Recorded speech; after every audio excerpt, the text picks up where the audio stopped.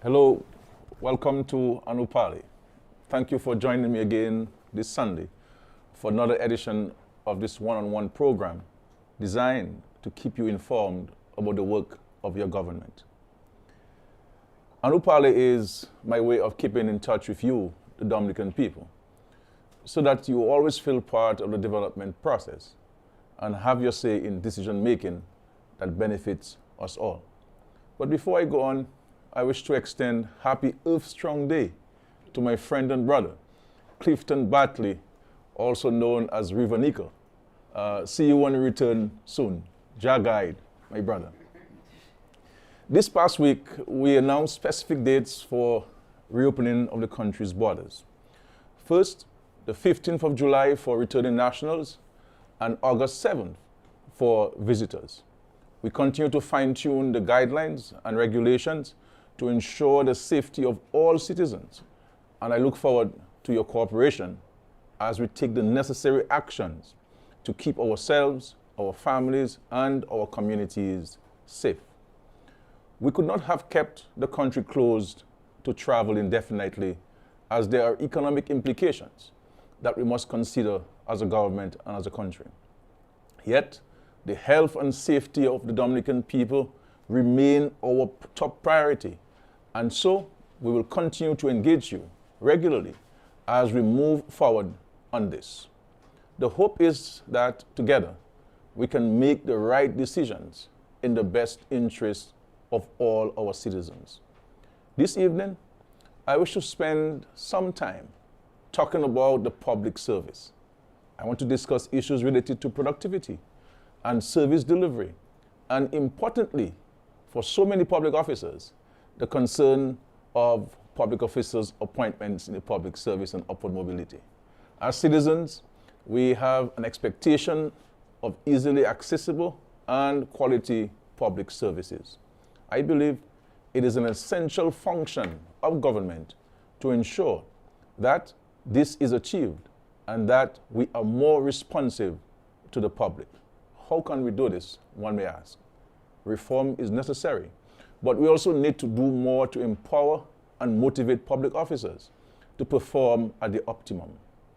Public officers need to appreciate also that their function is to serve the general public. My government's priorities in this regard include the reclassification exercise for members of the public service to ensure they get a better deal, and the creation of new opportunities for training, growth, prosperity, and upward mobility.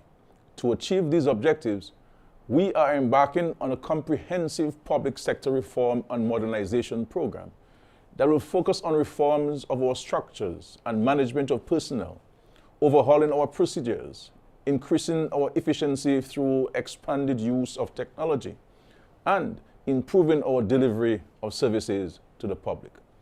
I wish to advise those of you who applied for government's generous gift of 40% reduction in your student loan that the cabinet has finally approved the names of those who qualified, as we've been advised by the Permanent Secretary in the Ministry of Education, and of course, you can get more information from the Permanent Secretary.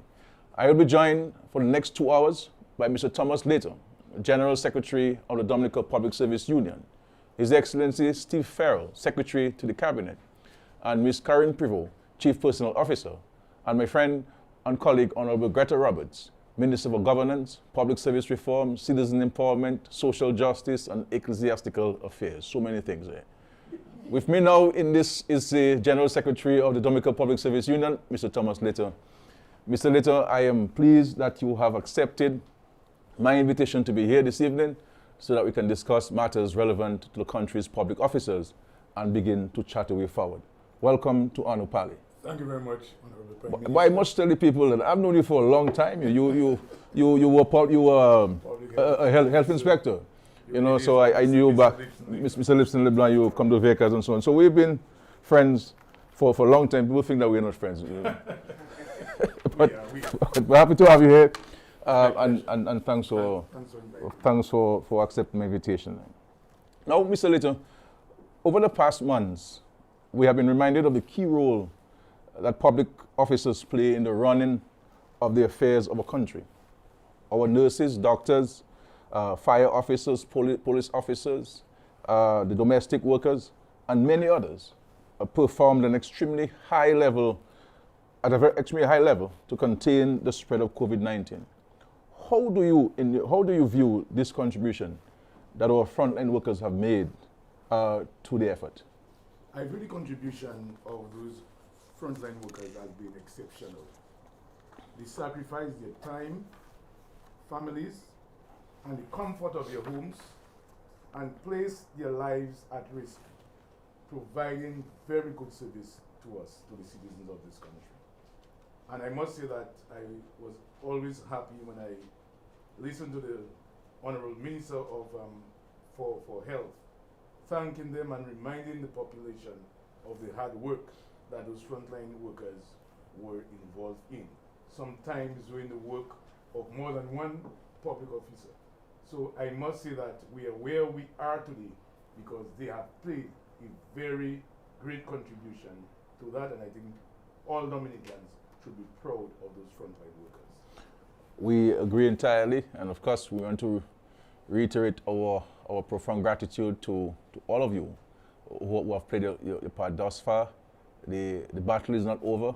We have to continue to be vigilant, and we look forward to the continued cooperation of all of us and the commitment of the public officers. But as we speak, what would you say are some of the most pressing concerns of the public officers whom you represent? Honorable Prime Minister, the union has been a voice for a long time, talking about the long periods of people acting in positions and not being appointed, temporary appointments we have in the public service.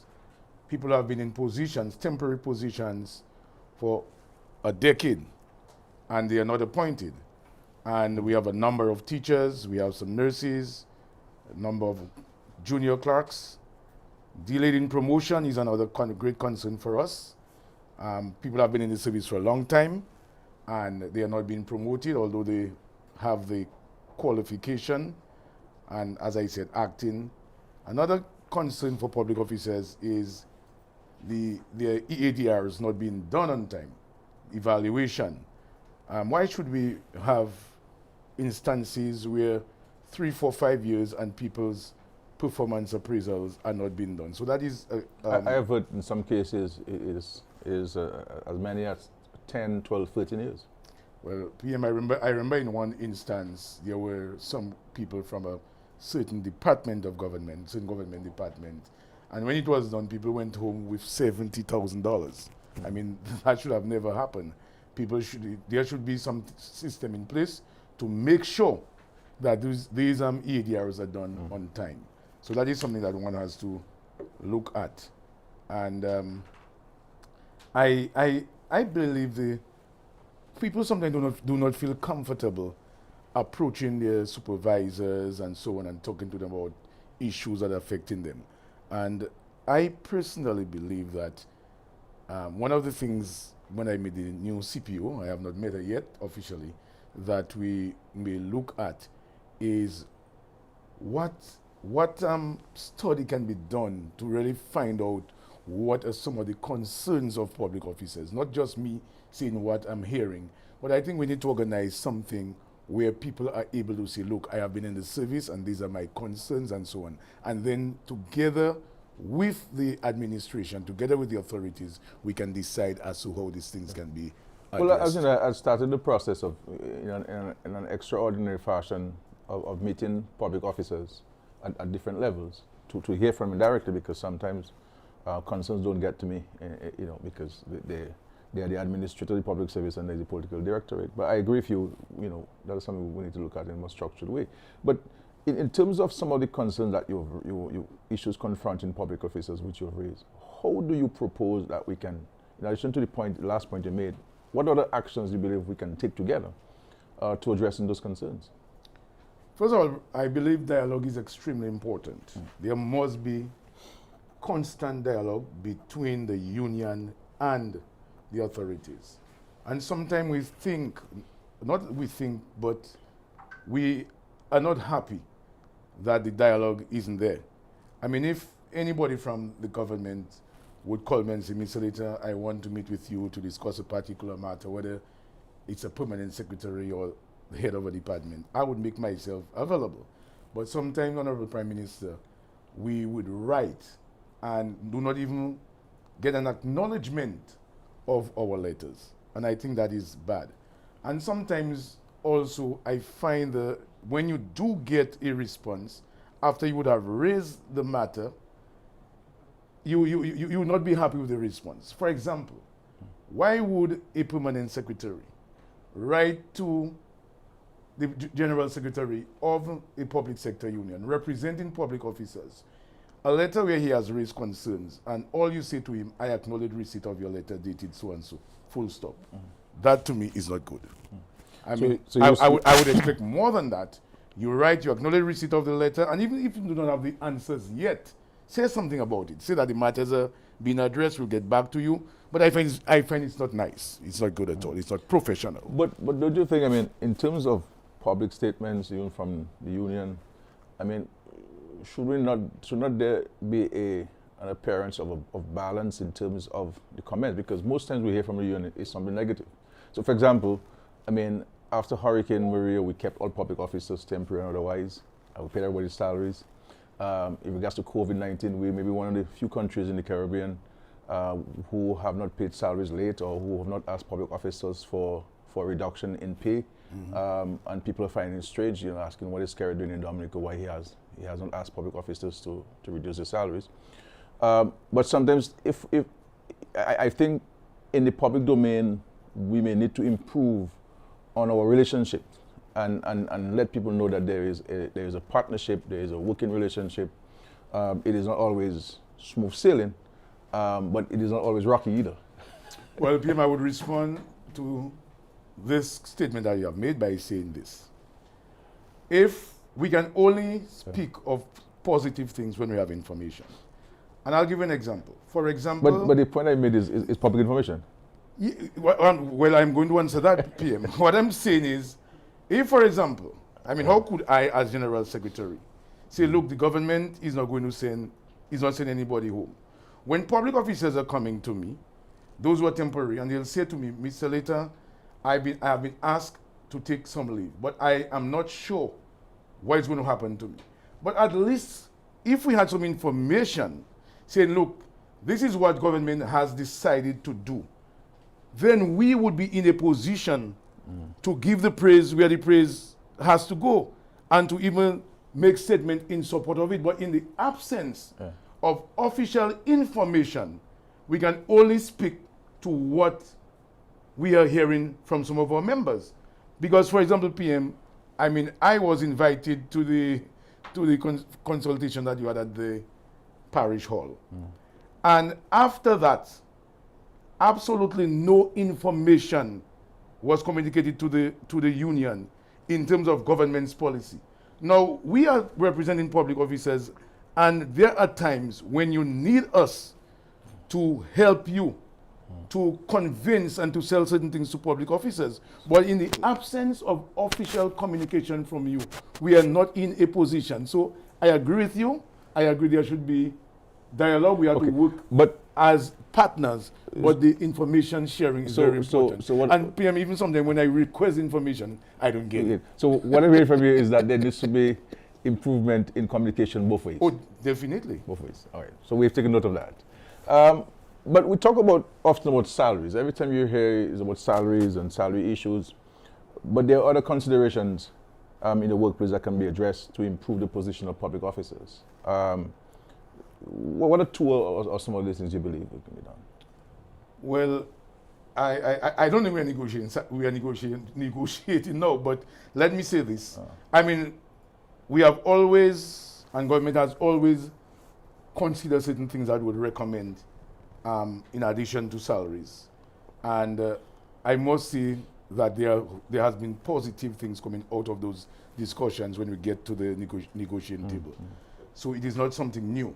But we have certain things that we believe that could be considered in favor of public officers. For example, you may have, public officers might not be in a position to approach the financial institutions and to get emergency loans and so on. I believe that is something that the government can seriously look at, establishing a fund where public officers, if they have an emergency, they could access some of these loans. Things like gratuity is something, the maximum period at which public officers get gratuity is something that we need to look at. Because if we are saying that you get benefit from Social Security at 65 years, then I believe we have to look at the age people retire from the public service. Shouldn't we begin to think of 65 instead of 60?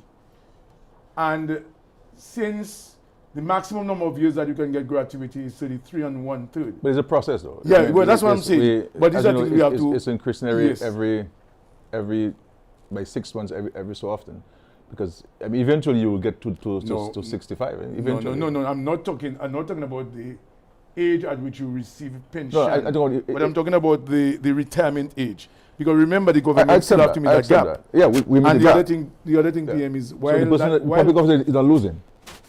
Some are losing because that doesn't apply to non-established officers. That is something we have to seriously look at. Okay, so non-established officers you're talking about. But yeah, non-established public officers, in other words, you are non-established, you go home at 60 and you have to wait until 65. So that is something that we have to definitely look at. Well, okay. Now, so this is in regards to the gratuity. And the other thing, without tripping your Honorable Prime Minister, we need to look at fast tracking the enactment of the public service regulations. I understand. Yeah, but this has been there for about 30 years. It is really time. That's in process. I believe that before the end of 2020, the new regulations will be put in place, and a number of very important aspects of concerns to public officers, which I believe these regulations will address. So this certainly will address some of the concerns that you're raising there. Now, you raised some concern about the lack of communication from the government, or timely communication, that is. But how do you suggest that the government and the union collaboratively work more closely together in the interest of public officers? First of all, I think we need to regularize how often we meet to discuss because we issues. really mostly meet during negotiations. Yeah. I believe we should regularize that we meet at least, that is the union and the senior administrator of the public service, at least every quarter. Every quarter. So you meet with your committee of permanent secretaries, as well as maybe the Prime Minister, and we discuss issues. We will get first-hand information, and at the same time, you will get an opportunity to understand or get to know what are some of our concerns.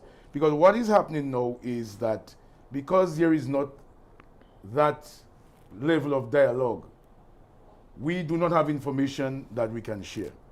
And sometimes when we react to that situation in a certain way, it may not always go down well. So we know that. But I believe if we can regularize this thing, and we meet at least once every quarter, that itself can be, I believe that would be a good thing. Because we have to begin to talk about social partnership. At the end of the day, we have the same objective, the interest of the country. It's like I'm going to Martinique to a wedding and you are going. You decide to go on an airplane, I decide to take a boat. At the end of the day, our destination is Martinique, and we are going for the same event. So I believe with that, we need to work closer and better. Yeah. Now, we often hear complaints about productivity or the lack thereof within the public service. And it is safe to say that there are some public officers who do not perform up to par. They are performing below the standards. From the perspective of the union, how can productivity in the public service be improved? I mean, we've been hearing this for many decades. How do you recommend, what from your perspective, what can be done to improve productivity in the public service? First of all, I believe training is extremely important, and we need to have a well-developed induction or orientation program with input from both the union and the government, and that should be considered for new entrants. I have seen training being done for new entrants in the past, but when you look at those new entrants, they have been in the system for about 7 years. So if they have any bad habits, I mean 7 years, just take a junior clerk, for example. But do you think the system is archaic? I mean, the whole process is archaic. Exactly. I mean, that is why I'm saying that the regulations, we need to really fast track this thing, because general orders is something that was handed down to us during colonial days, and I don't think the times that we are living in right now, that general orders is applicable to us. But I am happy to hear from you this evening that very soon that will be done, because it's about 30 years it's in the pipeline. Yeah, but I those regulations will be passed, but at the end of the day, they're regulations. I mean, we have laws against litter, but we see people littering. The question is, how do we change the mindset? Because productivity is a mindset, it's not about law. If productivity could be improved by law, I mean, we'll be okay. But how do we go about improving the mindset and people understanding that the more productive I am, the better my job secured, and the less taxation that will be required to ensure that we can meet certain goods and services. Well, as I said, training is very important, and we have to sit and to decide on a package that is important to me. The question of succession planning is again very important. I get the sense that there is not enough succession planning in the service. If people know that they will be given an opportunity, certain things will happen, they will perform, because they know they have to perform to get to a certain levels. So that, I believe, is important. Empowerment is very important, Honorable Prime Minister, because sometimes I believe people do not use the authority that is given to them, and maybe they do not even understand what they have. I'm not talking about just punishment, that's not what I'm talking about. But I'm saying, for example, if you're the head of a department and you realize somebody is not meeting up to what is expected of him, what is being done? People do not write. People do not pull people and talk to them. And I believe we again need to see how we can put things together. If somebody is not performing, what system are we going to put in place? Not to penalize the person, but at least to talk to the person. And maybe something need to be done. I know the public service day. But let me ask you a question. If somebody is working on your farm, you have a farm, right? Yeah. Somebody is working on your farm and you're not producing, what do you do to the person? I talk to them. You give them a pig to go home with? No. Oh, I talk to the person. PM, I know. I mean, how long will you talk to the person? I know there are people, and I remember one time as an environmental officer. But just we can take some calls. We have the numbers up, right? Okay, so we can take some calls from the public. So we'll accept some calls. Go ahead, Mr. Lee, sorry. No, I was saying, people may have problems that you're not aware of, personal problems, and that may be affecting their performance. And it is good to talk to them because you might be able to help them. Counseling is something that we have to look at in the public service, right? We need that. I was saying that we have public service day where people are recognized. I'm not sure whether enough is being done. I would like to see more awards being given. If it means that I personally have to donate, I'm making that statement now. I personally can make a contribution, and I'm sure maybe the CPU can take me on. Well, every year there is a public service but award. We need to look at maybe more people and how they can be rewarded, because I know people who have been recognized PM and they have proven to be appointed, you know. Yeah. But there are other consistent issues. For example, the call, please. Hi. Go ahead, please. Good evening. Yes, sir. Okay, you got a radio in the back. There's something is echoing, so I can be a little. Okay. It's bad. Mr. PM, I noticed that earlier on you said that you the meeting with public servants, right? And I was wondering, as the head of the government, do you think it is fair that you are meeting with public servants without the approval of the union which represents them? Right. Right? Because it would seem to me that, and I think that happened sometimes last year, that it would almost be intimidatory to the workers that the Prime Minister come, especially workers who do not fall under your immediate portfolio. Secondly, next question. You have Mr. Later there with you. He's a trade unionist by all means. I am asking the question, is there any justification why a matter should be pending before a labor tribunal for 10 years and more so, 3 years since the matter completed, just awaiting a decision? Is there justification there? And why hasn't government, rather than having those situations, moved to establish an industrial court so that matters of labor issues can be heard by the industrial court rather than temporary tribunals where the people believe that they have their primary job and the tribunal is just secondary and does not get the urgency it requires? And finally, what is the justification for a person to have worked for 17 years before being appointed and just appointed in the last year, not backdated at all? So the person having worked for 17 years has lost significant benefits. Right? I just need to know what is your opinion on these issues and why should those matters continue to persist? Yeah. Thank you, Colin. Now, in respect to the Prime Minister meeting with public officers, the Prime Minister is within his constitutional authority to do so. The Constitution provides for any minister to have general direction over a ministry or its portfolio. And staff play a critical role in that effort. The Prime Minister is not negotiating with public officers. The Prime Minister is meeting with public officers to hear their concerns directly, what are the challenges in the workplace. Because at the end of the day, ultimately, the comfort of the public officers in the workplace is that of the cabinet, that of the government. And so it is not out of bounds for any minister or the Prime Minister to meet with public officers on matters relating to the condition of work. And again, we've always maintained them that this is not salary negotiations. So even when people raise issues of salary negotiations, we don't persist with the discussion. This is noted.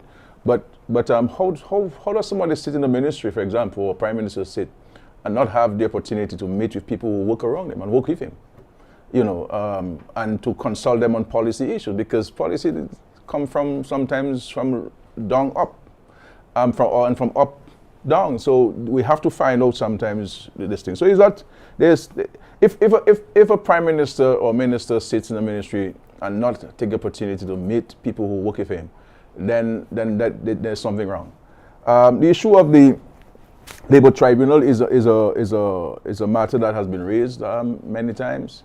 The issue of industrial court is a matter that we have to have consultation on. I can't give a commitment to it, but I accept entirely the fact that sometimes there's a protracted delay, Mr. Little, in the tribunal hearing cases, and it is sometimes the complainant and the respondent sometimes both sometimes are at fault. Sometimes the lawyers too. The lawyers and people involve lawyers and it's adjourned and people ask for more time. The lawyers don't show up. So what are your views on that, though? No, I agree with the caller. I think we should be giving serious consideration to establishing an industrial relations court where people will be full-time and will be able to really look at issues. And I agree with the caller. Why should somebody has a matter and for 7 or 10 years that matter is not being resolved? Because those, the people who sit on the tribunal is voluntary service they are providing. They are employed otherwise. The lawyers, that is not priority to the lawyers. If they have a high court case, that takes precedence over tribunal matters. So that is something that needs to be be looked at. The issue the caller raised about meeting with public officers, I think one has to look at it, PM. I think I'm not saying there is nothing wrong in a Prime Minister meeting with public officers, but so you have to look at the timing, and what makes it look bad is if the union is raising certain concerns, and these concerns are not being addressed, but instead of the concerns being addressed, you're hearing the Prime Minister is meeting with public officers. Then it gives the impression that the PM is not interested in talking to. I'm not saying that is what it is, but people get that impression because the last time I remember we were talking about appointments, PM. But the public officers didn't get the impression. I mean, the people who got they the impression. Did, you know, PM. No, they did. No. I met with them. They were very appreciative of the fact that the Prime Minister could, in his busy schedule, make time. I wouldn't even repeat. I wouldn't even repeat some of the things people said. Anybody who would have made any negative comments would be being politically partisan. I mean, let's be honest with that. If anywhere in the world, my brother, a Prime Minister would take time and meet public officers, anybody would appreciate that. And the problem we have sometimes is that we look at things too much from a parochial, partisan lens. I had no political motivations by meeting public officers. People write to me with complaints that sometimes are out of my authority, and my view is to hear from them and to see whether I can draw it to the attention of the authorities, and to see where things go. For example, you're a member of the Public Service Union. PSU, Public Service Commission, PSC, right? You require the ERDs for all of the years. Now, decisions have been taken to fill positions, but you need all of those years. No. I had to take a decision to waive that requirement because it requires a policy decision to waive that requirement and say, let us deal with this present year. So forget about the 13 years the person hasn't gotten the ARD because the supervisor retired, resigned, died, whatever it is. So I don't see anybody who, let's be honest in this country, anybody who, I mean, any person who have an opportunity to meet with a leader will be happy about this. And there's nothing fundamentally wrong with this. I think it's a good thing. And if you were to ask me whether I'm going to continue, I'm certainly going to continue. PM, what I'm saying is this. First of all, we don't want to delay that. Yeah. But first of all, the EADRs and having a report, that is not something new. Maybe, again, your senior administrative people have not informed you that over the years, the Public Service Commission has accepted that where you cannot give, and the Public Service Commission has not been asking for a evaluation of every year. The Commission has been accepting reports. So the person has not been appraised for 5 years. For the last year, you can present a report and it is accepted. And that is something that has been done over the years. So it is not something new. Okay. Now, what is the union, final question to you, what is the union doing to provide support to its membership? The union is very, very much involved in organizing training for our members. And not only do we provide local trainings, we identify overseas training for our members. We get organizations to which we are affiliated to sponsor. And the government has been very helpful in that regard. There are other services that we provide. I mean, we've made the union rich. I mean, I've made the union rich since you became Prime Minister. I think all administrations have assisted the union in that. We're not going into details here, but I believe I would. But I'm the only Prime Minister who was given union cash outside of salaries increases to assist his membership with training, with small social problems. We appreciate that. We recognize that. What I'm saying, other administrations have done the same. For example, we have a property that is worth over $7 million, and you know that was given by previous administration. And we gave you contracts. You gave us contracts. So I'm saying, I'm trying not to be partisan. I'm saying everybody has assisted, but we provide student loans, we provide medical loans, we have group insurance. You assist, the union assisted, the government assisted with a preschool. So there are a lot of things that we do to assist our members. But thank you very much. I want to thank Mr. Later for being here and for engaging us in discussion. I thought this was a very good exchange. We give a commitment to continue the engagement in a structured way, as you suggested, every quarter. I wish you all the best, and I wish you Union well as it continues to represent the interests of public officers. Thank you very much, and God bless you. Have a wonderful evening. Thank you. We will take a 2-minute break, and we shall be back. Thank you very much. We're here with Mr. Kisson, the General Manager of Skerrit Bay and Fortune Hotel. It is part of the journey of the Ministry of Tourism and DDA to visit tourism stakeholders. One, to check on them to see how they've been doing. It has been a challenging time for stakeholders in our industry. So we are going around to see how they have been, and two, how they're preparing to open and implementing the health protocols as instructed by the Ministry of Health. I'm very happy that we could be here today with Mr. Kisson at Fortune Hotel. Fortune Hotel is one of our hotels that has been in the Dominican hotel family for a very long time, and we are pleased to see the expansion work that has taken place prior to being abruptly halted by COVID. But we are assured that work will continue, and once work continues, we will see a grand opening hopefully sometime next year to 100 rooms. And that will mean that there'll be more people employed at Fort Young, about 200 people, hopefully. I must say that I am very impressed with the safety protocols that have been put in place by the management of Fort Young Hotel.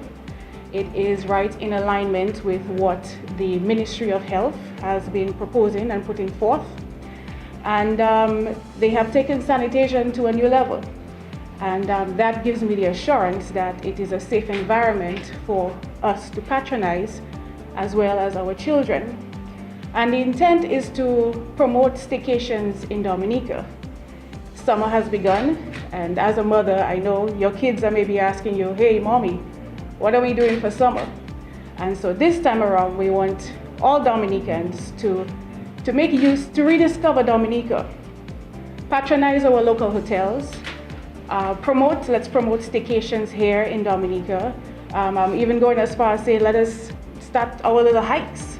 It's all part of rediscovering Dominica.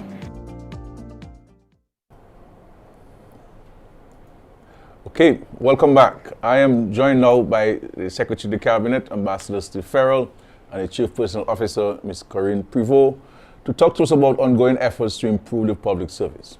I believe public sector reform should be constant, and that we should always be seeking ways to increase efficiency, to keep up with the times, and to improve the quality of services offered. So we will be talking about the public sector reform and the public service in general. Welcome, what do you call you, CAPSEC, Secretary to the Cabinet, Ambassador Farrell, and welcome Ms. Privot, the Chief Personal Officer. Now, I believe it is important that we start off with defining what we mean when we say the public service, because we also use the term public sector and interchangeably. How do we define the two terms, CAPSEC? Okay. Good evening, PM. Good evening, public officers and members of the general public. First, I should say that I welcome your invitation to discuss the public service at this point of Dominica's development. I also think it's a challenging time with more complex government services required with less resources, and it's a good time to begin to discuss reform within the context of providing better services to the public, and at the same time ensuring that the public officers themselves will receive a good deal for their services. I wish to also take the opportunity to thank public officers. I always try to do that.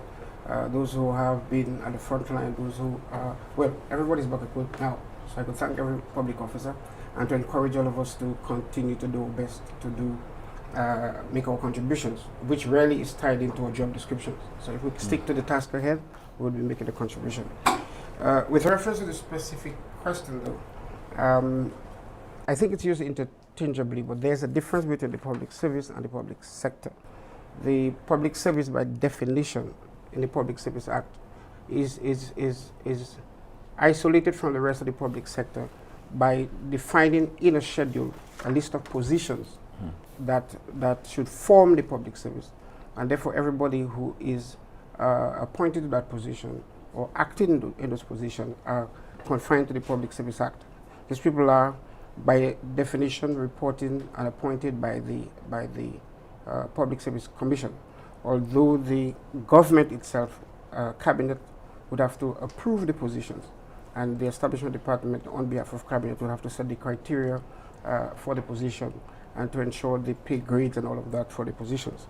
In addition to the public service defined in Schedule 1, and I heard earlier Mr. Layton from the union making reference to it, we have a class of non-established officers, and they are supposed to be a class that is not well defined, and that is why he's asking for better conditions for them, because they came about to deal with exigencies and surges in the public service. Some of them were kept on after projects were implemented, and by the good nature of government as a key employer in the country, some of them were kept on, and we'll probably discuss that in more detail. So in addition to the scheduled public officers, there are the non-established officers, and there are contractual officers, and we have a group of now interns. I would probably just say for now that the established officers are 3,009 approximately, and the permanent ones would be 2,156, and temporary 226. The non-established officers are 917 about, and contractual officers stand at about 242 with about 70 interns. These together, about 4,235 would form the public service and sector, because some of them are outside the public service that are under the establishment department. The public sector would be wider than the public service and would include the statutory corporations, all of them that have key government function, either by specialization or the discretion of government for more efficiency. A number of corporations were formed. DASPA, Air Seaport Authority, the WASCO, Aid Bank, Bureau of Standards, there are a number of them, Geothermal Company, there are a number of them. So together they would form the public sector. What the public and private sector has in common, though, is that together they are the agencies that would provide services to the public and to implement government priorities. No, that's a very important clarification there and education. Now, CPO, the public often laments the quality of services delivered by the public service. Can you describe for us initiatives that have been put in place to improve the delivery of services to the general public?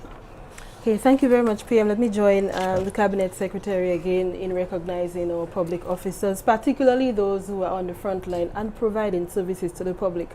When we speak of the services that are provided to the public, we are speaking not just about the well-recognized services like welfare, police, fire, healthcare, and education, but also the services where citizens interact with the government, registering, paying and receiving a license, applying for a loan through one of the public sector financing programs, paying for a service or making an inquiry. These are some activities that the public undertakes every day to be able to receive services from the government. We realize that a lot more can be done to enhance or improve the services or the delivery of services to the public. And we are in the process of launching a service delivery improvement program through the Ministry of Governance and Public Service Reform. And that service delivery improvement program will help define models for service delivery and our focus will be on people, processes, and systems. So sometimes when we think of service, we think of customer service. So people think, well, perhaps the individual who is serving me is probably not providing the best service. But outside of just people, we have systems and processes that also, cause issues in the system. So we are looking at the use of technology. How do we utilize technology to ensure that individuals can receive services in a faster and more efficient manner? Decentralization of services, I know that's something that you have spoken about, PM. We have people who live, in Marigot, in Portsmouth. Do they have to come to town to get some of the services? So we are working with the various ministries. We have conducted an assessment and prepared a database of all the services provided by government and we are looking at several aspects: the fees, the forms, the place where the service is being provided, the means by which the service is being provided, and assessing these aspects of the service, we are going to look at how can we improve each aspect of service delivery. So how can we make payment easier? Making payment easier may mean that we may need to have more credit card machines at various government offices. It may also mean that we may need to utilize e-payment technology, and I'm very happy that we're working with the ICT department and the Ministry of Public Works and Digital Economy to establish an e-payment portal. That is in advanced stages. We are working with the Ministry of Finance and the National Bank to ensure that we can have this e-payment portal launched very soon. And the idea would be that you can pay for basic government services, a driver's license. There are some services that already exist with the Inland Revenue, but we want to expand that. You may need a marriage license or, some other service, and you could just go online at your home and, make a payment, or someone can pay from overseas for you. These are some things that make things more efficient in the system. But you mentioned the presence of technology and innovation. I mean, are we keeping up with the times? Are we making necessary changes to ensure that technology and the advancements in technology are utilized? We are doing our best. I don't want to speak for the Ministry of Public Works, but you'll probably be aware that we do have the digital economy unit that and will the $28 million right, from the World Bank. From the World Bank. And PM, I'm very pleased we've been able to work with the Ministry of Public Works on that. Quite a huge chunk of that amount is going towards e-services, e-government services. So that will assist us in acquiring the required technology and systems and training to ensure that we can bring the public sector into the technology age, and that we can introduce innovation. In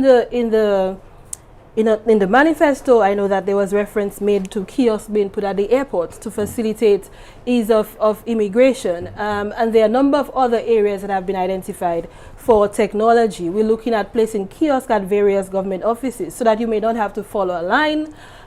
You can fill out your application form from a kiosk, and then the application goes through. The ICT department is working on digitizing forms so that you would not have to print a form, write it out, and then walk to an office. You can go online, you can fill out the form, all the information goes to the office, they start processing it in advance. These are some ways that we see the public sector being able to provide improved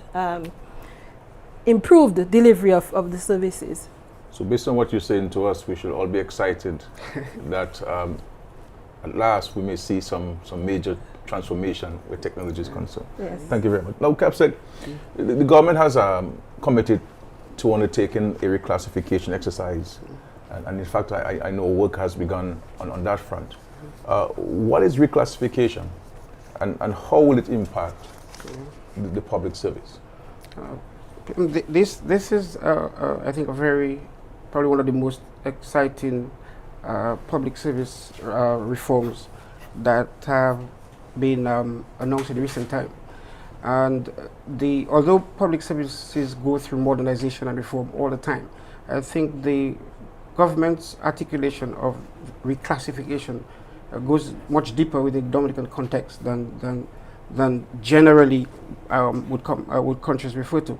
So job evaluation has been done before. We had one in 2014 or 13, and all it did was to assess the jobs as they are and see if we can regrade those jobs. I think what has been announced in reflecting on government's policies and the statement made over the past couple of years, and two of the innovations of the last budget, which dealt with teachers and nursing. This one goes through a review of the actual structures of ministries, and we are still very excited by the mix of portfolios directed towards a dynamic Dominica, and I think that is one of the outcomes of the dynamic Dominica process to actually go into the public service and align it to those visions. So you will see an in-depth review of the structure of the public service, department by department. So agriculture and every other ministry will have to ask themselves, what is a modern agriculture ministry supposed to look like? What is the digital economy supposed to look like? And therefore we'll get the best set and classes of jobs that should fit its sector. And it's only then we will be able to then do a job evaluation exercise on those. So that the reclassification is more far-reaching. It will change the whole landscape of the public service, not just the classes of jobs, but the jobs themselves, the operating procedures, and all the processes that go with the system will be reviewed under that process. It will be part of modernization. But essentially, as CPO was saying, at the end of the exercise, the modernization of the public service after classification will include using ICT and getting better systems to cut wastage, to improve efficiencies, and to give better value for money. As we said a while ago, the services are increasing, but the revenue is well, cannot match. I shouldn't say it's less and less, but it can't match the demands made on the public service. So that would be a far-reaching area, and I think we look forward to it. Some work has begun on the No, I mean, we talk about this reclassification. I mean, everything we do in the public service must now relate to the consumers of our services, the public. Sure. How does the public stand to benefit from this reclassification exercise? Well, to begin with, the modernization of the systems will automatically change the level and quality of services that they offer. So the process will change not just the officers in agriculture, for example. It will change the way we do agriculture. The digital economy would not just help us restructure. They will improve on the services that we offer to the consumers. As CPO said, most things online and all of that. And I think the public service itself will be more targeted and aligned at productivity. We will reduce wastage, we'll have a better structure to deliver on government's policy for the next maybe 20 years, I hope. Yeah, thank you, Capsec. Yeah. CPO, what actions have we taken thus far to ensure that we can have this process of reclassification completed? So the process of reclassification is an ongoing process. Some people may be aware that we did start some work a couple of years ago. This was a job evaluation exercise. There were some recommendations made from that study, that exercise. However, you know, we've had some setbacks with Tropical Storm Erica and Hurricane Maria, but it has given us an opportunity to reevaluate our priorities, because now we have the Climate Resilience Recovery Plan, we have the National Resilience Development Strategy. So we are working with CARICAD, and we've put together a scope of works which has been approved by Cabinet for an RFP to be sent out to look at what the focus should be for reclassification. I want to thank the staff of the Reform Management Unit, which has been working on the scope of work and the RFP for CARICAD. We've already requested from CARICAD training in advance of the process beginning in job description review and evaluation. So we will train a cadre of public officers who will be able to assist with reviewing our existing job descriptions, looking at our existing systems, and working with CARICAD to make recommendations. So we are getting there. I'm very pleased that we've been able to finalize the scope of works and the RFP, and we are awaiting a response from CARICAD. Well, I'm happy that we're making progress, because this, I believe, is a major priority for the country, and it will certainly address a number of the challenges which public officers and the general public have been making about the public service and the public sector in general. Now, I have a WhatsApp message or question. It says, good evening, PM. I'm very much concerned about appointment of teachers. I have been a teacher for 12 years and have completed my required training at the Dominica State College. I am yet to get appointed and earn a salary that reflects my skills and qualifications.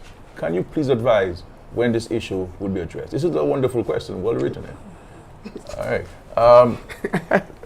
Capsec, I mean, Yeah. I know for many public officers, that's what they want to listen to. I mean, that's the juicy part. This is this is the probably the most topical and most well publicized complaints about public from public officers, and I noticed these days from the members of the public. But can you describe the process? Because I think it's important that we understand the process.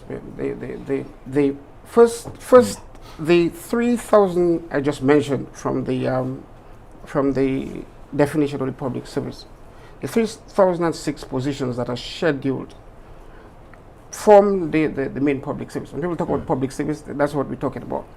And the complement of staff is divided across ministries to provide the best possible service given. I mean, a number of ministries have to make do with what staff in the house. Some want to expand and so. But the point I'm making though is that unless there is a vacancy within that schedule, there's not a vacancy. And even if you come, as a matter of fact, the education system, thanks to government, is so competitive now that we have a majority of junior clerks with degrees and master's degree. So the qualification gets you out the door, but you still have to wait for the process to provide vacancies, either by expanding the ministry or by when people retire. So you get that complaint very often, and I bet CPU had to investigate a number of them. So the public service appointments themselves come from recommendations from the public service, the permanent secretaries of various ministries and departments, and they go to the Public Service Commission. The commission is an independent body, and therefore the commission has its own criteria by law of how to evaluate and assess public officers, and they make their decisions. Another interesting consideration that people must understand though is that even if you are in a post, it's a public service post, and therefore the public service-wide applications are waiting, and therefore you may be in a post, and you made that point when you were talking to the junior clerks. You may be in a position as a junior clerk, but there's a junior clerk who is there longer than you, and so that position may well be filled, but it doesn't necessarily mean it will be filled with you in it. So the Public Service Commission is not looking at who is in that vacant post. It looks at all eligible officers must be considered. All eligible officers must be considered. And the thing is that they have about, I think the last time I checked, 12 or so criteria for promotion, which doesn't necessarily fit with what the person's complaint is. So they look at, they look at merit and your qualifications and all of that, but they also can carry out their own investigations. So it's an independent assessment. Hold a second, please. Yeah. No call. Okay. Yeah. Go ahead, please. Yeah. So it doesn't mean that because you are before the commission that you will get the position. And there are two points to the two caveats to the Public Service Commission. However, and you make that point all the time, is that senior officers would require after the commission no objection of the Prime Minister before the President would issue any appointments. And obviously, that is a constitutional requirement. It has no condition set to it. And therefore, we have to factor that into the process. 1 second. A telephone call, please. Hello? Yes, good evening. Yes. Yeah, good evening. Can you hear me?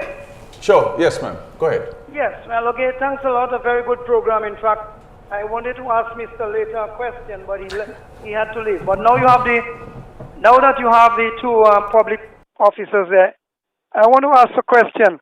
First of all, I know Miss Prevost, you just started in the position, so it's relatively new for you, although you are a very trained and qualified person.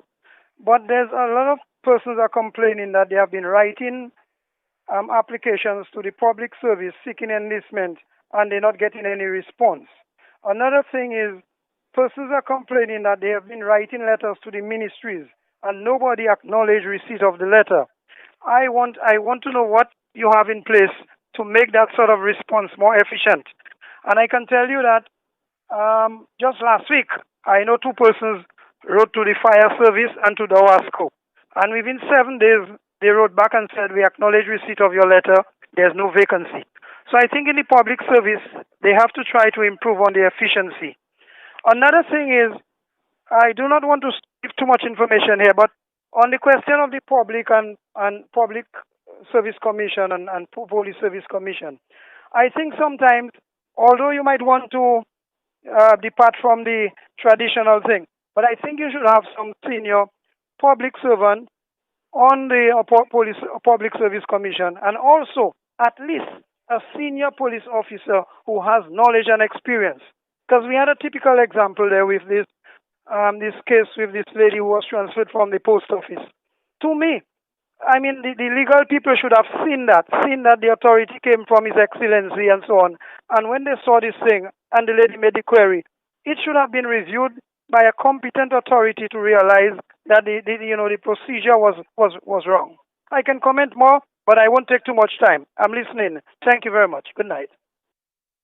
Now, we will come back to the gentleman's question in a while, but I wanted to continue to deal with the issue of the vacant positions.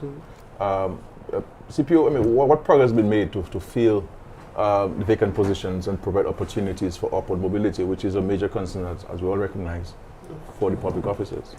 Yes, well, PM, we do recognize that is a challenge. As CAPSEC said, there is a process. We understand that there are several steps in the process that also need to be reviewed and improved. One of the areas Mr. Later mentioned was the issue of outstanding EADRs. And we do know that sometimes, that is a challenge. But we are working from the Establishment Personnel and Training Department with public officers to provide training on completion of the ADR. As a matter of fact, just last week, we held an online training via Zoom for about 105 public officers, and we are encouraging public officers at every level to take ownership of the process. So it's not just, well, my supervisor has to fill out my ADR, but I also have to take ownership, and if it's not being done, I need to be appraised. I've been here for a year, I've been here for 2 years. What are we doing about my performance? What do you think? It should be a consultative process. Can the public officer bypass his supervisor and say, write to the Secretary of the Cabinet or the CPO? Because to the commission too. Normally you have to write through somebody before it gets to the higher authority like yourself. Yes, that can be done for sure. And we are raising this issue with the ministries, and we are working with them to ensure that is fixed. But when we come back to the issue of filling vacant positions, we've been working with the ministries. We're trying to go through it in a systematic process. CAPSEC was speaking earlier about the issue of junior clerks. You may be in a vacant position and you may just be there for about 6 months in your ministry, but there may be someone in another ministry who has been there for a few years, and they are not in a vacant position. So from the establishment department, we are looking at it from a comprehensive level, particularly for the junior level officers, messengers, drivers, junior clerks, senior clerks, EOs, and so on, and we are going up the line. But we are looking at the government service. How many vacancies exist in the service right now for junior clerks? How many junior clerks do we have who are not appointed? How long have they been in the service? And if you look at it, you have the issue of acting for a very long time, and there may be reasons why you have people who are seconded. There are people on study leave. But shouldn't the issue of secondment and study leave be regulated much better? Because should somebody be seconded for 7, 10 years, 12 years? Because if you have a senior person who is seconded, it means there's a whole line of people who have to continue to act. We address that in the new proposed legislation, and the proposal is that somebody goes for one period of 2 years, and you make a choice after that of whether you stay with the agency that you are seconded to or you come back to the system. So I think that one is addressed. And I think the issue of appointments is also addressed by proposing that you should not be acting for more than 2 years in a position before you, in a vacant position before you're appointed. Because people acting in vacant positions, people are saying, look, if that person is not performing, why don't you send the person back to a substantive post? Well, that is a issue of a more cultural nature. It has to do with the entire dynamics of the public service, disciplinary processes and all of that we are hoping that we can enforce a little more in the future. So we're giving the public servants and the public the assurance tonight, both your two top public officers dealing with personal issues there. You're the head of the public service, the chief personal officer. Are we giving the people the assurance that every effort is being made to address the issue of appointments? PM, we could say that safely. I think the delays that we have experienced in the past, thanks to involvement from government, we've seen a move now to try to appoint with much speed all vacant positions, regardless of the reason why they were delayed. And I'm hoping that if the commitment for legislation before the year is up is made, that the new system itself regulates more strictly the promotion and upward mobility of public officers. Let's take a call, please. Hello? Hello, good evening PM and good evening CapTech and CPO. Yes, first of all, I just want to say clearly that whoever is receiving the calls should probably take the call when people call, because it is not nice that somebody will call in like 5, 6, 7, 8, 10 times and connecting and they're not getting through. Having said this, I wanted to ask Mr. Lee a question as well, because I think one of his executive members called while he was on. And I wanted to ask a specific question. Maybe I can ask Mr. Farrell that question, sir. Do you believe it is fair, or it is right, or it is professional for the Public Service Union to meet an opposition party and sign a contract or agreement with them right before an election? And as the Prime Minister said, the law gives him the right to meet with public officers. I guess the caller had an issue with that. But do you believe it is professional for the same union to meet this opposition party to sign contract with them as it relates to the public office? Secondly, on the whole question of data collection, if, for example, that I call the Minister of Education, for example, and raise an issue or want to investigate something, I want to meet the minister or something, that information is not collected, as far as I know, and enter into a system whereby if I call next week, that they can go into the computer, type in my name or my date of birth or what have you, and get that information of which I probably speak to them last week about. Do you think that maybe that is something that the public service or the ministry can consider? Because I know here in the United Kingdom where I live, that is being done. Once you call, they ask you your date of birth, they enter it in the system, and all calls you made from whatever time it has to just popping up on the screen, and they can make reference to your queries which you have. Because we have situations in closing where people saying, I cannot see a letter, or I cannot remember when you come, I don't know when this and that happened. CapSec, do you think that is something that you can consider? If you understand what I'm saying. Have a good evening to you, sir. Thank you. We will react first to the question about the response. Well, he's raising the same question about the responsiveness or the lack thereof of the public service. How do you go about addressing this? I mean, people write to us in the public service, they call, we don't return calls, we don't respond to the correspondences. Yes, PM. Well, this is part of the service delivery improvement that we spoke about earlier. And how do we ensure that we can improve the services that we deliver to the public? Inquiries, that's part of the process. Somebody calls to ask a question. Somebody calls to find out, when they can see a minister or when they can acquire a service. Training is one of the areas that we are definitely undertaking. The new entrance training is something that Mr. Later mentioned. We are trying to ensure that we can clear the backlog next week. In the next 2 weeks, we are also going to be having a new entrance training for our junior clerks and junior level officers. But we do acknowledge a point. I really like the idea of a system that allows you to enter, because we are still writing notes, on post-its that we pass on to the PS or to the minister. But I really like the idea, thank you very much, caller, that we should be able to enter this into a database, and we see that is something that ICT can provide. No, both CAPSEC and the CPO, I mean, COVID-19 has been around with us for some time. We've had to send, as public officers, to work from home, which is an unprecedented occurrence. What lessons have we learned, and on how will it impact the public service moving forward? Well, COVID-19 really allowed us to see work differently. For the period of time that we worked from home, we do appreciate that it was a challenge. We made varying success in different ministries based on the type of work that you did.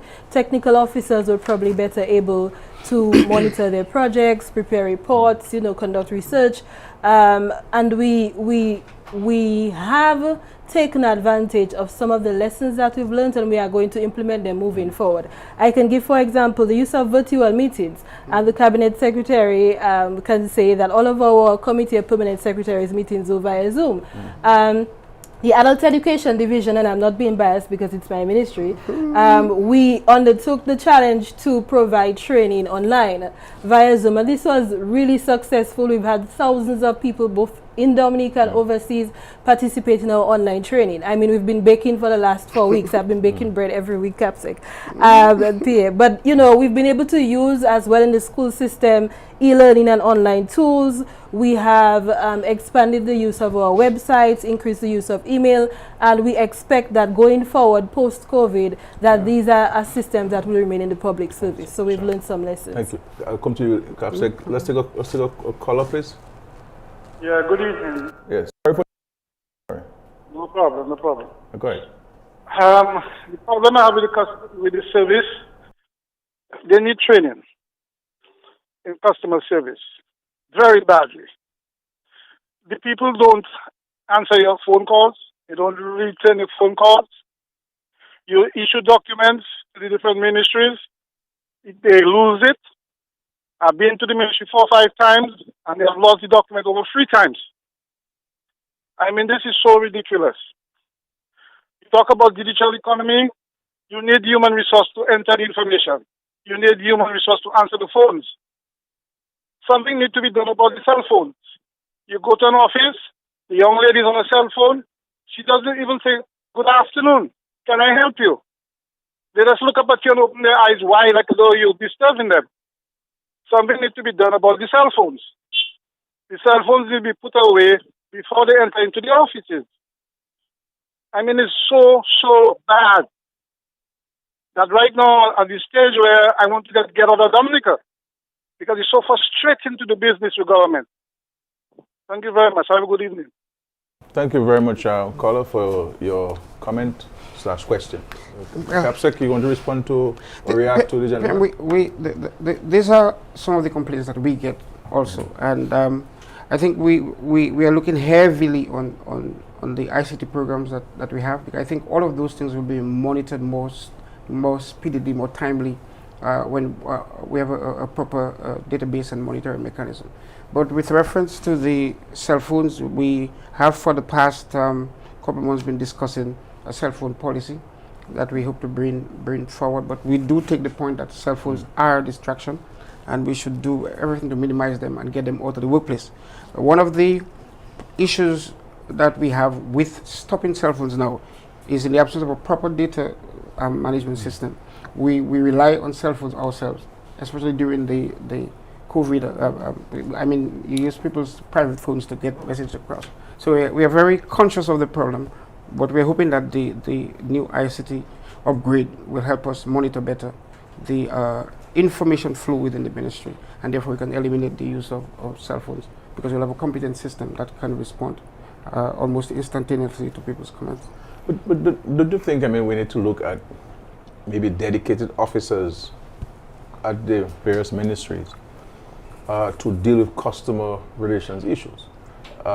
So if I am to go to the Ministry of Education to get a service, shouldn't there be a desk that I could go to and say, look, I am here to see the minister, I am here to see the permanent secretary, or I am here to follow up on an application for a scholarship grant?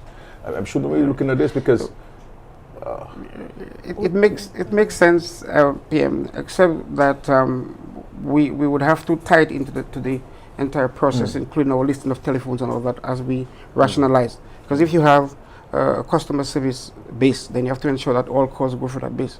Yeah. Some ministries have about 10, 15 extensions, so people are used to calling different officers. So we'll have to continue reviewing it. It is on the program, and we're hoping that we can get the complaints mechanism and all of those things done in line with the... Because you come to the financial center, for example, or the old ministry building, but you interact with security personnel. Yeah, that we can change. You know, they know government employee that you interact with to direct people and so on, because the security guy, his role is for security. You know, right. so I believe that we may want to look at this issue of placing help desk or information desk at the various ministries. You know, in terms of the financial center, it could be on the ground floor. You know, I'm here to see the financial secretary, which floor, okay, and call up and say, well, you know, this person is here to see you, send him up and so forth. Because there are times people come to see me. I have an appointment, but the security downstairs won't let them go. I mean, and it's not their fault that they won't let them go, because they're not aware, and so there's nobody there who can contact. Even the delivery of mail to the government department. So I really believe that we need to look at this, because this is a perennial complaint. And the question is, how do we go about addressing this? And now that you have, I mean, let's face it, let's be fair. All of these government departments now are enclosed, the offices. Everybody has a private office and cubicles and so on, and you can hardly see anybody. So I can give an update, sure. Because this is a great idea. It's something we've been discussing from the Ministry of Governance. One of the things that we looked at in terms of improving the delivery of service is also the physical location. So we are starting with the government headquarters. Very soon you will come there. We are setting up an information customer service desk on the ground floor. We've already set up a television screen for digital information to be provided. So when you come, you can see ministries, what floor, you know, what services are available. We'll have videos that will be played throughout the day, and we will have an individual who is there will be able to provide the service. And we want to be able to do that at each ministry. I believe too that the services that the public we provide is also a reflection of our education system. I believe we have to get people to appreciate that. The whole concept of being courteous, being respectful, being accountable, you know, and the gentleman made the point that he would go to a ministry, person on the phone, they don't acknowledge the person. I mean, these are basic things. I mean, in many respects, you don't have to go to school and everybody should be taught these things. And I think we have to preach more personal responsibility, because let's face it, anything that goes wrong in the public service or public sector, they blame me.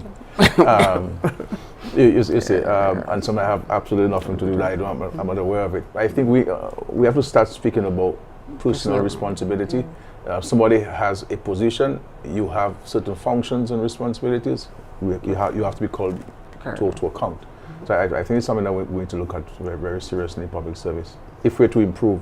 Because all the reforms are fine, the reforms will tell you what the problems are, but unless we have a predisposition towards changing our mindset, we can have a challenge, my respectful view. But these are very progressive actions that we're taking, and I'm hoping that and praying that we can advance those efforts towards the realization of a more improved public service and a greater satisfaction on the part of the public and the public officers. Now the issue of perhaps we're in the hurricane season. The state has an overall responsibility for the preparedness of the country for any natural disaster. Or external risk. In this case, we're preparing for the hurricane season. What efforts have we made to ensure that from the public service standpoint or the public sector standpoint, we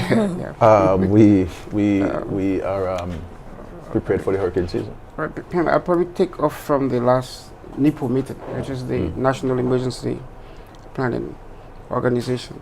And I think from my last check, all of the ministries the subcommittees are manned by ministries. So most of those committees are meeting based on your directive to improve their own terms of reference, communication, supplies, the housing, shelter, environment, and other subcommittees. But at the same time, ministries are asked now to review their own disaster plans to ensure that the ministry itself is prepared. So apart from preparing the program for the national program, you have to prepare your own ministry's disaster plan. Okay, 1 second. We have a call. Hello. Yes. Hello? Yes, go ahead, please.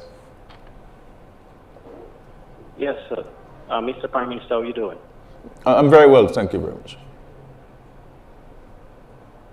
Okay. So, in regards to communication, it took me about 4 years to actually get land document from purchase land in Dominica. Everything that you do, business in Dominica, does take a long process, a very, very long process. Okay? So the question is communication between ministries and other communication among governments is too much not in collaboration. This is only frustration that people, dominant leaders in the United States like myself, is going through. Okay? For example, right now everyone is talking about the flights coming into Dominica because of the COVID, but no one is talking about the flights leaving the country. And what I mean, like in terms of leaving the country, there's a lot of foreigners that is in Dominica that wants to leave out to do business. Now, as a business person myself, and I'm one of your students, by the way, as a business person in the States, I want to come to Dominica and do some business. But no, I don't want to come down and get stuck because of business that I have to do in the U.S. So we want to have a much more clear communication within the ministries when it comes to the government. And in regards to the data, in terms of having one system where it's easily accessible for everyone, that is a very, very good idea. Especially also in the healthcare system. Mm-hmm. When it comes to the health, because I manage in the healthcare system also, right? And we need that type of system ASAP so that we can be up to date like the modern world. And this is your former student, Kudian, PSS. I recognize your voice, my brother. I give you the assurance you won't get stuck in Dominica. Dominica is the safest place to be in the world now with this COVID-19. So we look forward to your returning home and spending some time with us. I mean, we recognize this issue about, the fact is, the public sector is still transacting with paper. Mm-hmm. So everything is written. So if you go to one government department, they have to go to this file. Mm-hmm. And then they're supposed to be linked to another department, but there's no link because it's paper. You have to take this file and walk across. So even when things require my approval under the Constitution or in any particular law, they have to walk with some huge files across, you know. So this is why we recognize, and even in the Dominica Labour Party's manifesto, this is why we were very, very clear on the digital economy and ensuring that we move towards the modernization of the economy and the transactions within the public sector by using technology. And we have gone very speedily. Election was just December, and we've already contracted a loan of $28 million United States dollars towards efforts to improve, to implementing that modern way of conducting business. So the call, which the suggestion which the caller from the United Kingdom made about going on the system and typing his name and his little bill, these are things that we're talking about. So you could go to the registry and they will be able to pull up your name and see your information, or go to the Ministry of Education, pull up your name and see your information there and have your information there.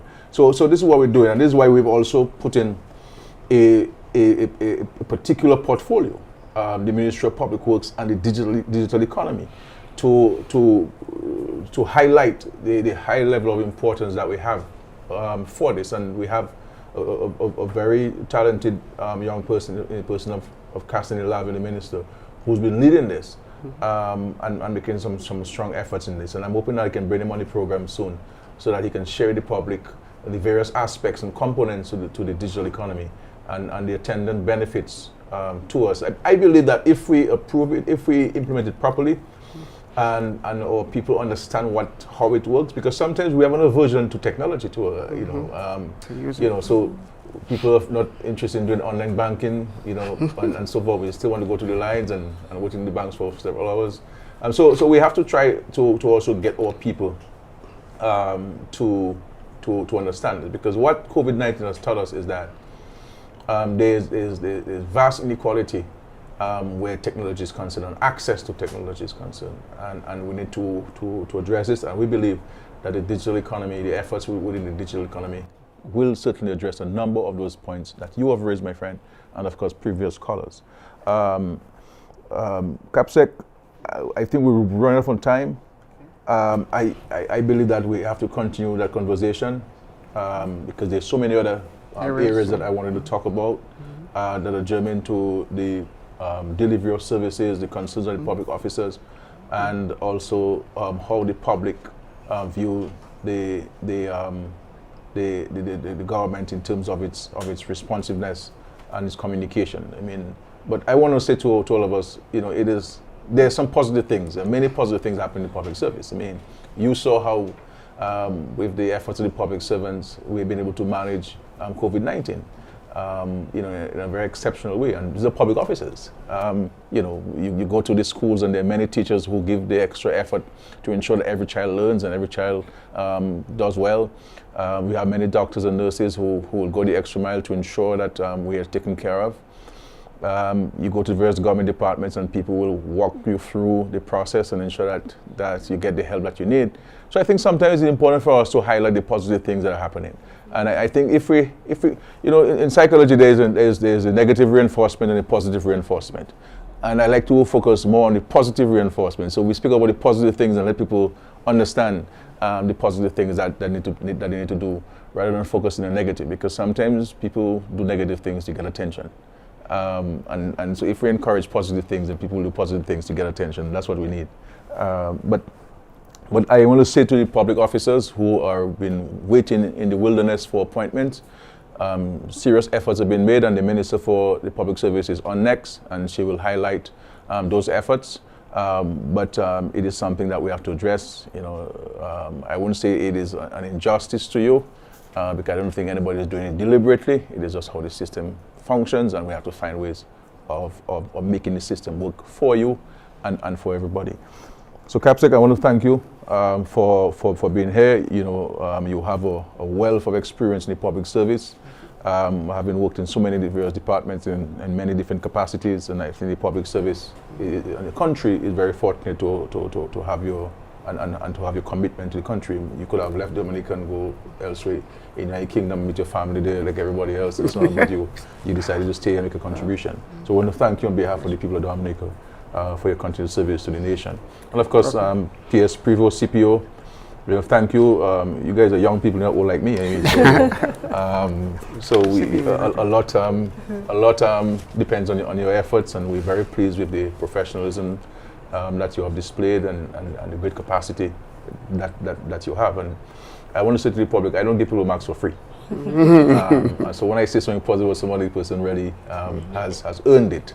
And I must say that yourselves have earned this commendation. So I want to thank you, and let us continue to work together for the greater good of the people of Dominica.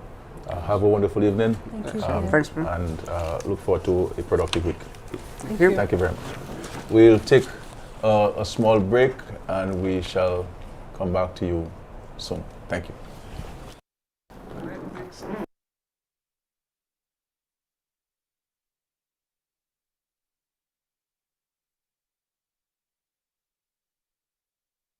Shelters.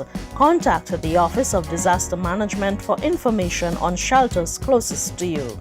Have disaster supplies on hand, non-perishable canned food and water, portable battery-operated radios, flashlights and extra batteries, essential medicines, first aid kits, cash and bank cards.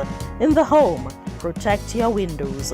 A low-cost approach is to put up plywood panels.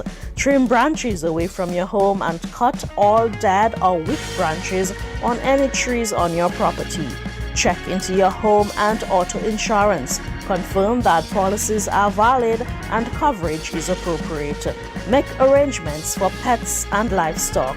Develop an emergency communication plan.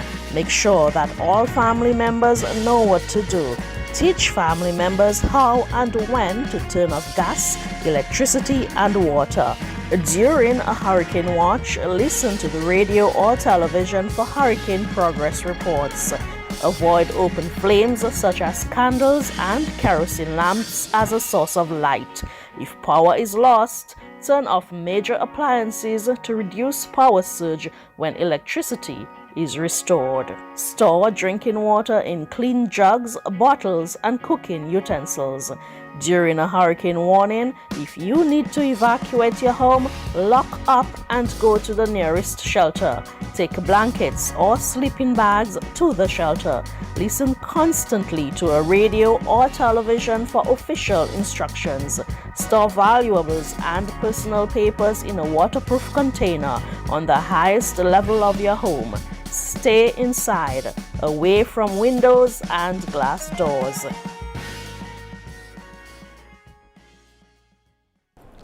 Okay, welcome back. We created the Ministry of Governance, the Public Service Reform, Citizens Empowerment, Social Justice, and Ecclesiastical Affairs to provide policy direction for public service reform and modernization. The ministry has been mandated to strengthen linkages between society and the government and strengthen public institutions, and has begun implementation of the plans we have articulated. I am now joined by my friend and colleague, the Honorable Minister, Honorable Greta Roberts. Welcome to Anupali, the fourth edition. This is the fourth Sunday that we have in this program. We want to welcome you. Thank you. Now, I have some very wonderful friends in Montjean, River-Suric, and Grafton. How are things there these days? Wonderful. Things are great. PM, you just came maybe 3 weeks ago to hand over the 64 apartments. And it's like it's Christmas in Grafton because curtains are up and people are happy and moving things around and settees are coming in. So people are happy. I'm happy to hear that. I'm happy to hear that because the hurricane did in fact impact Grafton dramatically. And it's, as I said before, it's a load off my back knowing that we have less people to worry about during the hurricane season. With regards to Monjondo, we have to work on completing the houses for them. At least if we can do that before anything happens, then that should work out. Because there's some basic things, windows, windows, doors, rendering, and we're ready to go. Well, how much money do you need for this, sir?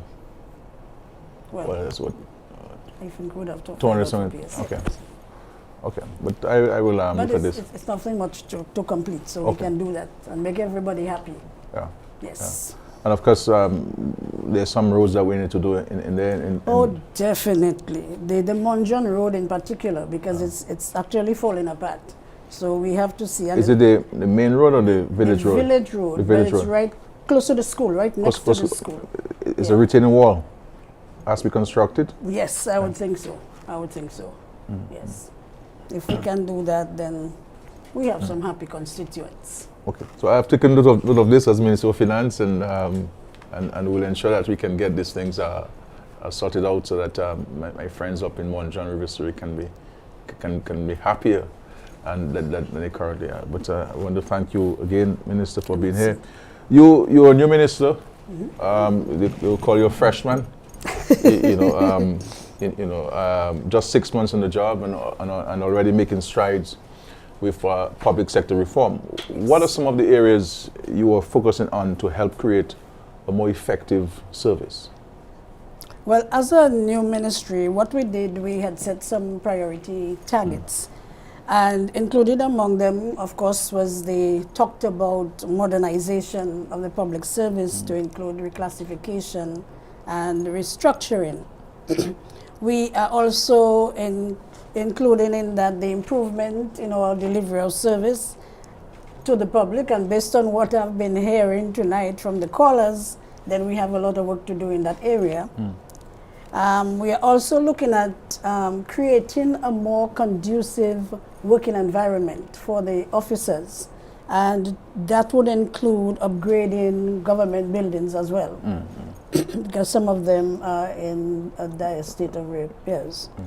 The training and staff development, that is also one of our priorities, and of course the much talked about appointment of officers within the service.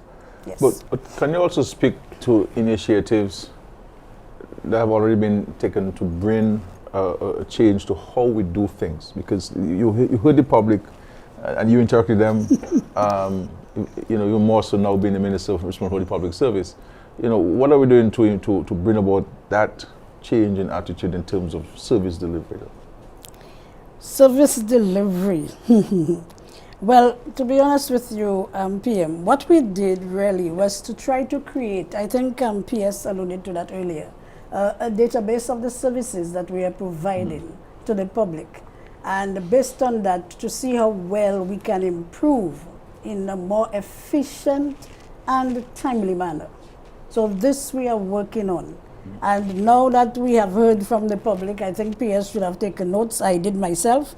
So we can sit down tomorrow and see what more we can add to what has to be done to improve the services in the public service.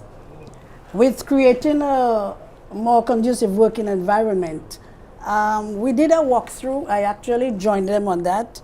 And we noticed that some of the offices needed some maybe more office space. We had a lot of documents that we probably need to see how we can manage in a way that it could ease up the space in the offices. So we are looking at that as well. But we have done some work in the area. We have been painting. I think anybody who has come to the ministry, to the government headquarters would have noticed the changes. Some improvements there. Oh yes, there are improvements there. PS alluded to that earlier as well. And we are trying our best to see how well we can work with the washrooms, because this is a major area of concern as well. So with but clearly we have to pursue more vigorously, I believe, the construction of the new public service building on High Street. Oh, yes. Because I believe the old ministry building, as you call it, has outlived its usefulness and so on. Oh yes, oh yes. Now, you have just come from the school system. You served first as a teacher and then as a school principal. What are your views on how we could better assist teachers within the system? Yeah, boy, I had a feeling that question would come up, you know. Teaching has always been a passion of mine. And my being out of the service in no way diminishes the value that I place on teachers or the teaching service. But I believe as the Minister of Public Service, I am in a better position, actually in the best position, to assist not only teachers, but all categories of public servants. And with our modernization of the public service, it will bring about much needed changes that will benefit all officers regardless of where they work. So teachers can be assured that I will be taking care of them as a former teacher and school principal. Well, I'm sure you have many teachers, including myself as a former teacher, smiling. So we look forward to you keeping to your commitment to our teachers and, of course, the wider public service, as you indicated. Yes. In respect to quality standards within the service, what are your views on how can we get those standards set, though? Well, the main reason for setting standards is to improve the quality of service delivered. Standards more or less serve as a guide to gauge the extent to which your objectives can be achieved. And whilst there are varied perspectives as to what actually constitutes quality when it comes to standards, I think in the public service, we should probably view it as a process of negotiation with the people we serve. Because the people we serve are the reasons why we exist as public officers. And this mindset we should use to drive the modernization process. So in my view, in setting quality standards in the public service, we should probably be focused on meeting and exceeding the expectations of the people that we serve in the public. It has to be ongoing though, because this is not something that can happen easily and in one effort. But the question remains, what services do we provide, and how does the public feel about the provision of the services? And as you can hear from what people are saying, we have some work to do. So I would probably see how we can recommend maybe some suggestion boxes, PS, surveys, and focus groups, so people can actually say how they feel, and we will review this and make recommendations for improvement.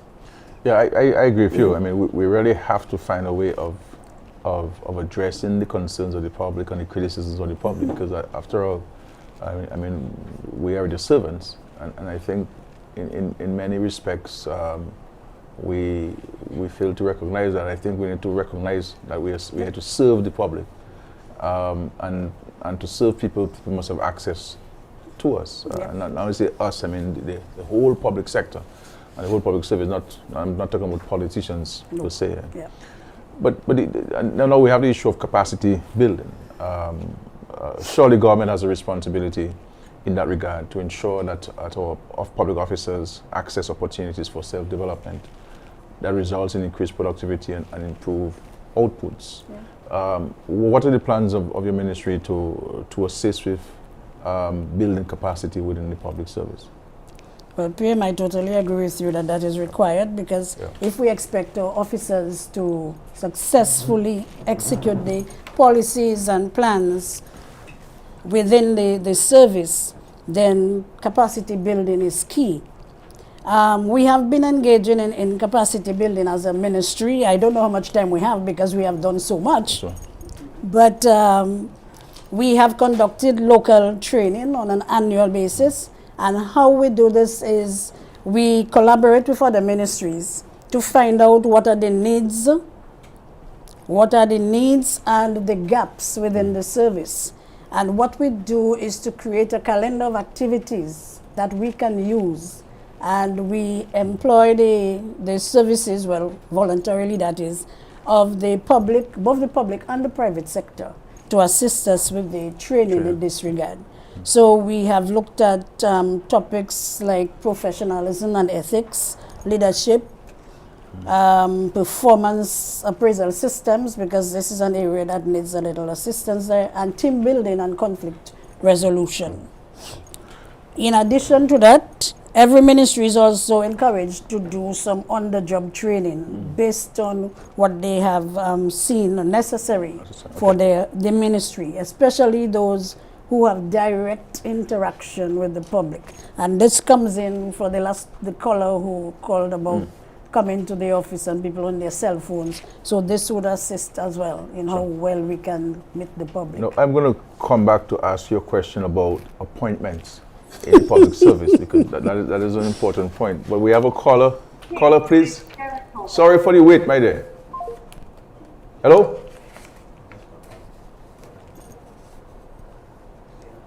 The person is not there. Our sincere apologies. Sorry about that.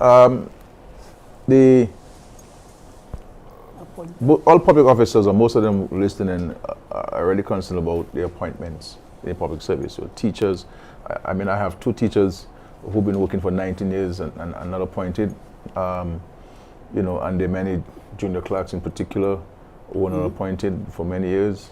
People get every 6 months, they get a letter of renewal or extension. Sorry, caller, please. Hello, good evening to you. Yes, sir, good evening. How are you, PM? I'm very well, thank you, my friend. Good. Now, PM, I've got a lot. Oh, I can hear something in the background. I've got a land problem which needs to be settled by ministry. Any chance of having a discussion with you offline, please? Okay, we will take your number and we'll contact you, okay? Okay, PM, thank you very much. So we'll contact you this evening or tomorrow. Okay. Okay, thank you very much. Thank you, my brother.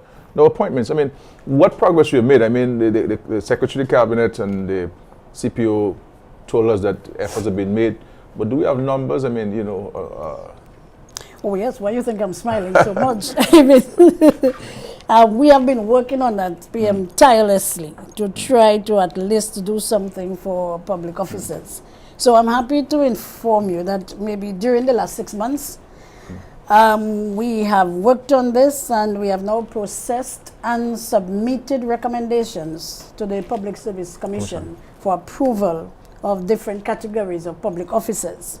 So this includes, well, you had asked about teaching, so I will go with teaching first. So this includes 60 in the teaching service. 60. 60. A lot of them, you know. 60. Yeah, I'm excited. Yeah. To include principals, qualified teachers, and the graduate teachers. We have 30 junior clerks. Yeah. That's a promise kept. That's right. Because we had promised them that we would do something. And then we still have about 40 or more so officers from general positions within the service. So all these have been submitted. So 130, yes. Maths is correct. 130 positions. Yeah. Before the Public Service Before Commission. the Public Service Commission. So these people can expect appointments. But we really, I believe, and I've said so before to yourself and the Secretary of Cabinet, that we need to make these things known in the public domain or within the public service, because there is great anxiety among public officers. They do not know where this stuff is. And most people tell them it's on my desk. I don't know how it's on my desk. Oh, it's on the Prime Minister's desk. My Prime Minister's desk, you know. A phone call, please. Hello? Yes, sir. Yes, who is this? Hello? Hello? Yes, sir. Yes, is this Mr. PM? Yes, you're on the Anupali program. So let's, Anupali. Mr. PM. Yes, sir. When I can see you? All right. We will, I think we have your number and we will get it and we'll contact you, my brother. Okay? All right, so we'll contact my friend. But PM, I just want to add that public officers have to bear in mind that this is an ongoing process. Ongoing process, yeah. And we are asking our officers to exercise a level of patience whilst we continue to work on the. But 130 is good news. It's it's great news. 130 positions to be filled within the public service at a time when many countries are cutting back on the number of public officers that they have in the public service. And I think this government must be commended for the efforts, and I want to thank the Minister and the CPO and all those concerned who've been working on this diligently to address a perennial challenge within the public service. I am very pleased to hear this and let us continue to push to get this going. Now, we're running out of time, Minister. Yes. Any final thoughts for the public? Oh, yes. Based on what I have heard this evening, PM, our efforts at modernizing the public service should inspire hope in all of us as public officers. Yeah. I should be able to meet officers tomorrow who still have a song in their heart. You know that there's a song, I have a joy, joy, joy. They should come to work with that man. Yeah. Because we are really making an effort to improve the services and to improve what is happening in the public service, especially for officers. But seriously though, the public service is in dire need of these changes. Reform is a must, but it does not only rest in structural changes and processes, but it requires a paradigm shift in attitudes. And what we need now is a committed workforce, people who are eager and willing to work towards improving the public service. The onus, therefore, is on every public officer, I think, to make it almost emotional investment to ensure that what we are planning to do can really take root and blossom. So I am appealing to all public officers in all 16 ministries and all 5 departments within the public service to strive towards greater efficiency and effectiveness in the service. Let us stay committed to the task. Let us exude enthusiasm in all we do, especially in the delivery of our services to the public. And I promise you, as Minister for the Public Service, that I will do everything in my power. I probably should say we, because PS, you're there listening. We will do everything that we can to ensure that we achieve the goal of modernizing our public service. Thank you so much. Thank you, Thank Minister. you, PS. And Thank sir, you. Thank you so much for being here. Thank you. Thank Yes. you. Thank you. Thank you.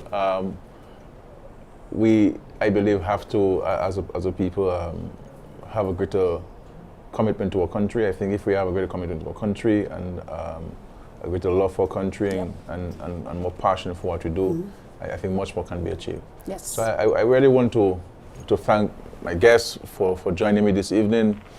I think this was a useful discussion on the public service that outlined ways we can improve the quality of service we offer to the citizens of this country.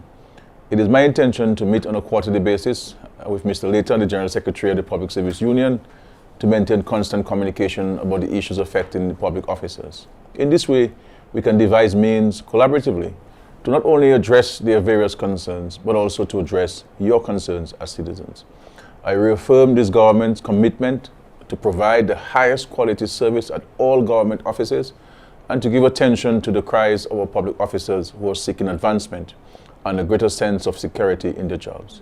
As you heard from the discussion tonight, work has already begun on this, and I give you the assurance that we intend to follow through. Next week, I'd like to invite the Minister for Tourism, Honorable Dennis Charles, and other industry stakeholders to discuss plans for the sector as we deal with the fallout of COVID-19. This is a discussion we must have as we explore new approaches to tourism development, given the new realities. I look forward to you joining me next Sunday for this important discussion. Remember, you can send questions that you want answered to one-on-one@anupali.dm. And we welcome your recommendations on how we can make improvements within the government service. Thank you for joining us, and let us continue to work together. This is another week. Let us go out and serve our God and country. This is Dominica. Let us be positive. Let us think positively. Let us do positive things. And I believe the more we think positively, the more we do positive things, and the greater benefit to our country. We all, I hope, want to see Dominica improve and be prosperous and more just. And the question is, what are you going to do about it? What is your individual contribution? And we all have to recognize that we have a role to play. If you're a young boy or young girl, your duty is to be diligent, to study your books, to do well at school, to make yourself proud, to make your parents proud, to make all of us proud. If you're a public officer, your duty is to serve the people and to serve them in an impartial and fair manner. And let us work together. And I'm very grateful for all of the people who came on the program this evening, the ministers and others, and for all of you who sent in your calls and your questions. This process is an engagement of you, the public, addressing issues that you draw to my attention. And the questions which I ask are questions which people pose to me, and I am posing it to those who are responsible for implementing government's policies and programs. I am very happy to be here, and I look forward to next Sunday to discuss with you. As we speak about opening our borders will be open on July 15 for Dominicans who are out there, and the caller made reference to about people who want to leave. You'll also be facilitated to leave in. We're also discussing and hoping to participate as well in what we call the Caribbean bubble. There are certain protocols that have been set, and Dominica looks forward to participating in this bubble. There are also issues relating to regional transportation, and it's a discussion and debate that's going on in the region, and Dominica will continue to play its part in this regard. Let us be diligent. We've gone through a very difficult period coming from Maria and then with COVID-19. But in every adversity that we have been confronted with, we have overcome. And we have been You know, whether it's the financial crisis, whether it's the oil crisis, whether it is the December trough, whether it is Ophelia, whether it is Erica, whether it is Maria, COVID-19, these things are not stopping Dominicans. And it is not going to stop, these things are going to stop Dominica from progressing and doing what we have to do, because God is on our side and we're on God's side. And once we recognize that we have a role to play as individuals to build this nation, much can be happen. What else can I say? Just to say to us that let us be positive. I remain concerned about the rancor and the division which exists in our country. You know, I'm stemming mainly from political partisanship. You know, I keep saying to people, let us fight a hard campaign, a rough campaign if we have to. But once the dust have settled, there's a party has been declared victorious. Can we not go back to working together? And I think that is, in my view, a missing component of this. And maybe you never know. I may very well invite the leader of the opposition to my program, so we could have a dialogue and a discussion on national issues. He will tell me all what he doesn't like about the government, and he'll tell me all what he likes about the government. And would that be interesting? You know, so you never know. I may extend an invitation to him to be in the Anupale program at some point. And I think the political leadership in the country need to close the gap, you know, and improve on communication. You know, we will not always agree on everything, but for Christ's sake, we cannot always disagree. You say so. Let us identify the things that we agree on, and let us negotiate the things that we don't agree on as a people. Because at the end of the day, you know, this is our country, and we have this government. The government will be in place for the next 5 years, and it is our duty and obligation as citizens to work with the government of the day. You know, and when the time comes, efforts will be made to try to remove the government from office. And who wins the battle? Let us work. You know, so because every time we go through trials and tribulations, we appear to understand this, but the moment we get back to normal, we seem to go back to our old ways, and how well we live together after Maria. You know, why can't we do that? And we're a God-fearing nation. You know, we proclaim the supremacy of the Lord, and if we proclaim the supremacy of the Lord, why should we behave like Cain and Abel? You know, why can't we all live together, understanding and accepting the differences which we have? And you know, so this is one of my preoccupations, and to see how we can close the gap. But I also believe too that there are too many of us who have constructive things to say and are remaining silent. We have to speak. You know, we can't. There's always a saying that you can negotiate words, but you can't negotiate principles. And I think if something is right, we should say it is right, and let us build on this, and let us use the talent that we have in this country. You know, social media, for example. I mean, everything is negative. You know, let us promote what's happening, the good that's happening in Dominica.